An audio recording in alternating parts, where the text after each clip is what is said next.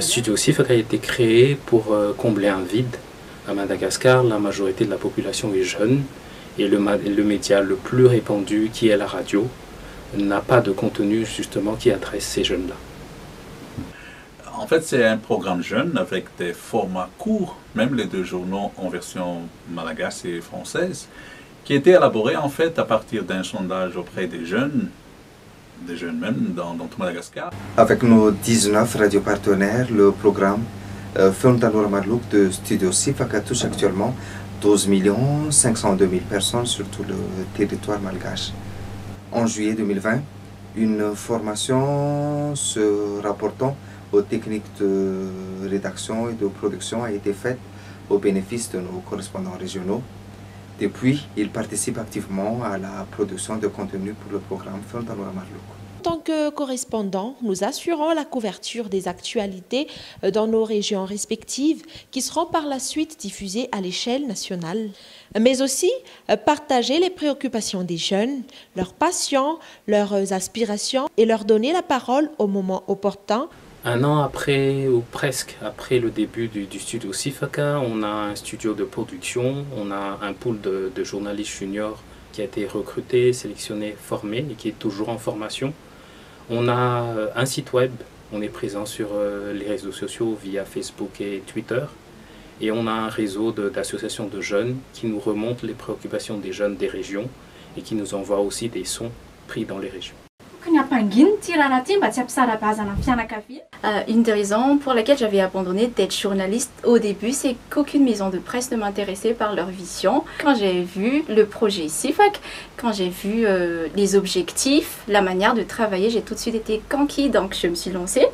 Alors ici, ça me permet d'être moi-même d'abord, de pouvoir exprimer mes idées, d'interagir avec des jeunes comme moi, de travailler dans un domaine que j'aime, dans lequel je peux m'épanouir. On n'appartient pas à un réseau d'hommes d'affaires ou à un parti politique, donc nous avons une certaine indépendance dans l'exercice de nos fonctions, avec un temps et des angles de traitement plus pédagogiques et avec des contenus éducatifs.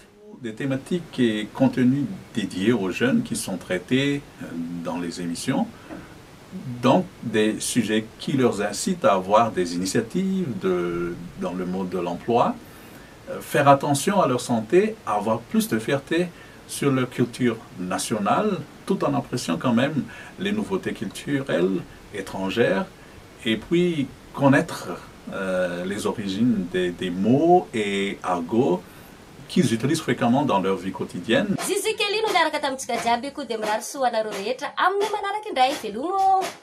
Pendant le confinement surtout, le programme du studio Sifaka n'a connu aucune interruption pendant les 5 mois de confinement grâce à l'utilisation de la technologie qui était déjà mise en place auparavant auprès du studio Sifaka. Et c'était vraiment un challenge pour le studio Sifaka. Les défis qui attendent le studio Sifaka tous les jours, c'est de trouver un contenu qui réponde aux préoccupations des jeunes, qui les intéresse, les amener à s'intéresser à des thèmes qui ne sont pas forcément des thèmes de prédilection, comme la consolidation de la paix, mais aussi assurer une diffusion sur une plus grande partie du territoire. Dans mon adolescence, j'aurais aussi aimé avoir des orientations telles que l'on donne dans Studio Sifaka.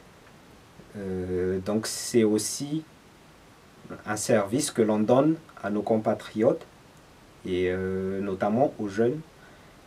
Donc ça me donne le sentiment d'être serviable.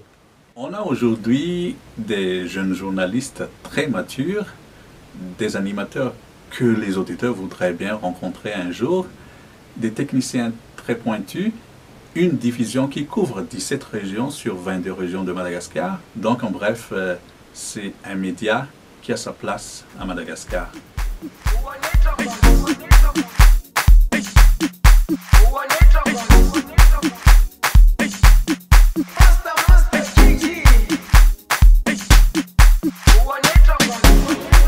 Jerusalema ikhaya lami